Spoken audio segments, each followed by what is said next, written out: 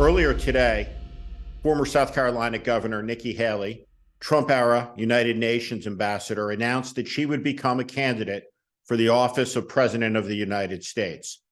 She is seeking the Republican nomination and will certainly be running against the former president who intends to run, as well as Florida Governor Ron DeSantis, former New Jersey Governor Chris Christie, and the former Vice President of the United States.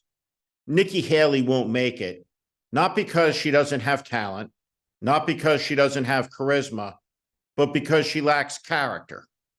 And her lack of character is what was revealed during the Trump era. Nikki Haley understood full well who Donald Trump was. It's why she endorsed Marco Rubio. It's why she flirted with Jeb Bush, who she committed to do everything she could to stop the rise of Donald Trump. But in the end, like nearly every Republican who held elected office, who disdained and loathed what Donald Trump stood for, Nikki Haley succumbed. She succumbed because Nikki Haley wanted power, and her pursuit of power was more important to her than her defense of principle. Over and over again. The problem with Nikki Haley is the magnitude of her disappointment, because millions of Americans looked at her in a moment of genuine crisis after racist murder in South Carolina when she ordered the removal of the Confederate battle flag from the grounds of the South Carolina Capitol. Millions of people were inspired. They thought that they saw a genuine leader, someone who would confront the excesses of their own party, who would stand up to the racists and to the xenophobes and to all of the people who stand still on the wrong side of the fundamental question in American life. Nikki Haley's courage always seems to manifest itself in private. It's there where she condemns the excesses of the racists and the neo-Nazis, like in Charlottesville. She didn't condemn Donald Trump loudly, but in private. And over again, Nikki Haley regales us with tales of her courage, standing up to Donald Trump, a whisperer who can see the good in him and can control the bad. This is a fantasy. It's a delusion.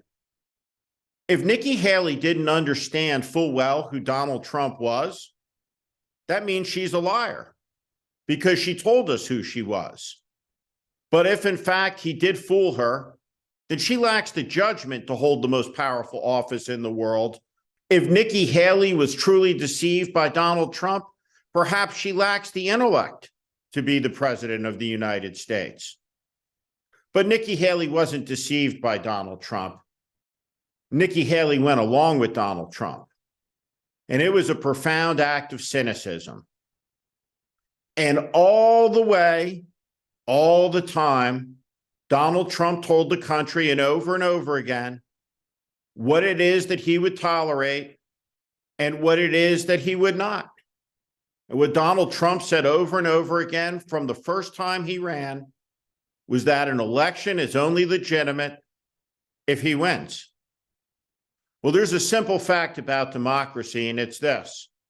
In a democracy with multiple political parties, it requires those parties be willing to lose an election, to concede the will of the people, and congratulate the political party that they elect to temporarily hold power. Trump said over and over again that he would not do that. And then he didn't. And now Nikki Haley is surprised by that? She told one of the best political journalists in the country, Tim Alberta, that it's okay for Trump to lie about the election because in the end, Trump really believes that he was wronged. She excuses his breaking of his oath, his sedition, and his incitement to launch an attack to disrupt a peaceful transition of power set in motion by George Washington on Donald Trump's feelings. And yet she wants to sit across the table from Vladimir Putin as the American president, to sit across the table from Xi Jinping in a dangerous world, it is a ludicrous proposition. Nikki Haley succumbed to cynicism, and it was a big mistake. Because if Nikki Haley was the person she once told the country she was, and she was a person of principle, then she would stand as a worthy alternative to this rancid mess that we're in. Nikki Haley said it's time for generational change. What is it that she proposes? Transition from one generation of liars to a younger generation to get ready for the George Santos generation? It is an abomination.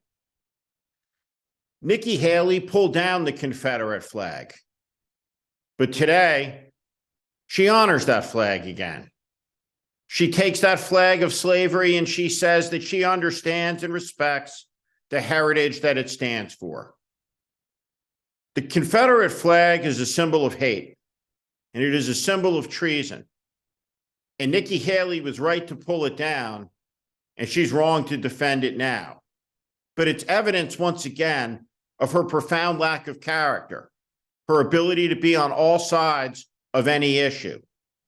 There was something telling that happened, according to her recounting of the events of January 6th, that she shared with Tim Alberta. And it regards a conversation she had with one of her top political strategists, a man named John Lerner.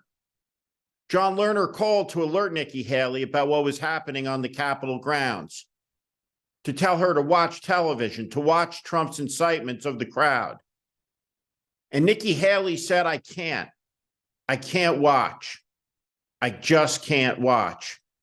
Can you imagine the lack of character, the cowardice, that after all of the years serving as a handmaiden, helping Trump stoke the division, the hatred, and the incitements, at the penultimate hour, she didn't have the guts and integrity to see what she had helped create?